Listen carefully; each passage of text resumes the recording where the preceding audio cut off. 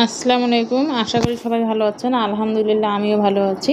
আমি আপনাদের জন্য আজকে ঈদ স্পেশাল দেশি মোরগের রেসিপি তৈরি করে দেখাবো। আসুন রেসিপিটি শুরু করি। এখানে আমি একদম ফ্রেশ দেশি মোরগের মাংস নিয়েছি 900 গ্রাম পরিমাণ। আর এগুলো আমি সুন্দর করে ধুয়ে পরিষ্কার করে নিয়েছি।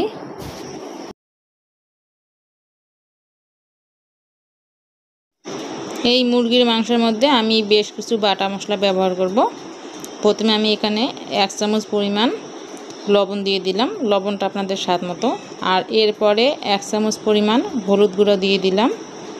আমি এখানে শুকনো মরিচ বাটাটা ব্যবহার করেছি, এতে রান্নার স্বাদ ভালো আসবে। এখানে আমি 2 চামচ পরিমাণ নিয়েছি। এই শুকনো মরিচ বাটাতে অনেকটা ভালো রং আসবে।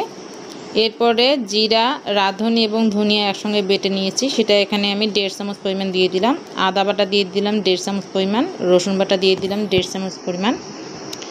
এরপরে আমি এখানে 2টি পেঁয়াজ কুচি নিয়েছি, দিয়ে ভালোভাবে আমি সবগুলো বাটা মশলা দিয়ে একসঙ্গে মেখে নেব। ভালোভাবে মেখে নেওয়ার পরে এই মাংসগুলো আমি প্রায় 30 মিনিট ধরে ঢাকনা দিয়ে ঢেকে রাখবো, এতে ঝাল মশলা সবগুলো ভালোভাবে যাবে। আর এখানে আমার চামচের পরিমাণটা একটু বড় ছিল, এই জন্য 1.5 চামচ পরিমাণ দিয়েছি। আর এর ফাঁকে আমি এখানে জয়ত্রী এবং জয়ফল নিয়েছি, এবং ছোটো এলাচ, দারচিনি, লং, গোলমরিচ একটা বড় এলাচ নিয়েছি। এগুলো সবগুলো আমি একটু ব্লেন্ডারে পেস্ট করে নেব। আর এখান থেকে আমি 3 ভাগ পরিমাণ বাটা মশলাটা ব্যবহার করব। আর এর এই ফাঁকেই 30 মিনিট পার হয়ে যাওয়ার পর একটা ফ্রাই প্যান চুলার মধ্যে বসিয়ে দিয়েছি, দিয়ে 1.5 কাপ পরিমাণ সাদা তেল দিয়ে দিলাম, দিয়ে 3টি পেঁয়াজ কুচি দিয়েছি। এই পেঁয়াজ কুচিটা এখন ভালোভাবে আমি একটু বেরেস্তা করে নিয়েছি। এখন বেরেস্তাগুলো আমি এক সাইডে তুলে রাখবো। আর ওই তেলের মধ্যেই আমি এখানে কিছু ফোড়ন দিয়ে দেব।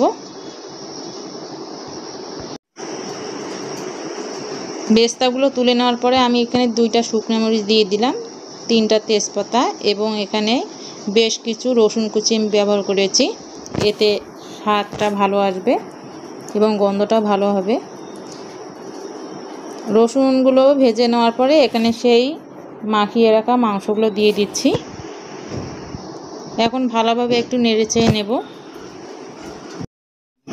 5 থেকে 6 মিনিট ভালোভাবে নেড়েচেড়ে নেওয়ার পরে আমি এখানে যে আপনাদের গরম মশলাগুলো দেখিয়েছিলাম সেখান থেকে আমি 3 ভাগ দিয়ে দিলাম।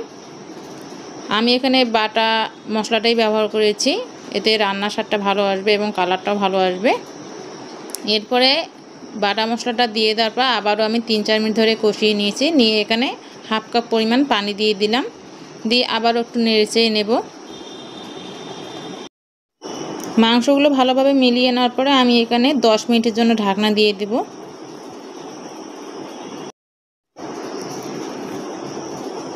মুরগির মাংসটা থেকে অনেকটা পানি বেরিয়ে এসেছিল। এরপরে আমি আবারও ভালোভাবে কষিয়ে নিচ্ছি।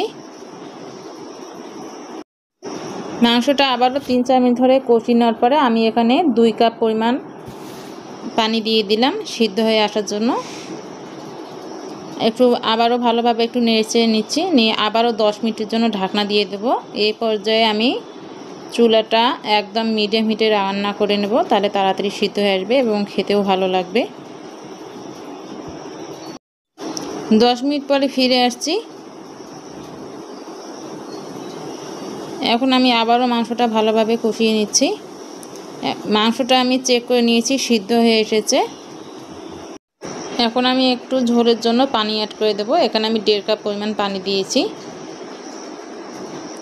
আবার একটু নেড়েচেড়ে নিচ্ছি। 5 মিনিট পরে ফিরে আসছি। আমি এখানে কয়েকটি কাঁচামরিচ দিয়ে দিলাম। আর আমি যে পেঁয়াজ বেরেস্তাটা উঠিয়েছিলাম সেটা এখন দিয়ে দেব।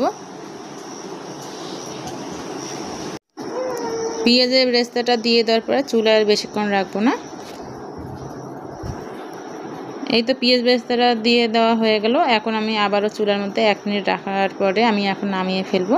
এই পুরো রেসিপিটি তৈরি করতে আমার 25 থেকে 30 মিনিট পর্যন্ত সময় লাগছে। রান্নাটি আপনাদের কেমন লাগলো অবশ্যই কমেন্ট এবং শেয়ার করবেন। পাশে রাখা বেল আইকনটি ক্লিক করবেন, অবশ্যই সাবস্ক্রাইব করবেন, তাহলে সবার আগে আমার রান্নাটি আপনারা পেয়ে যাবেন। এতক্ষণ পুরো ভিডিওটি দেখার জন্য সকলকে ধন্যবাদ। আবারও সবাইকে ঈদ মোবারক। আল্লাহ হাফেজ।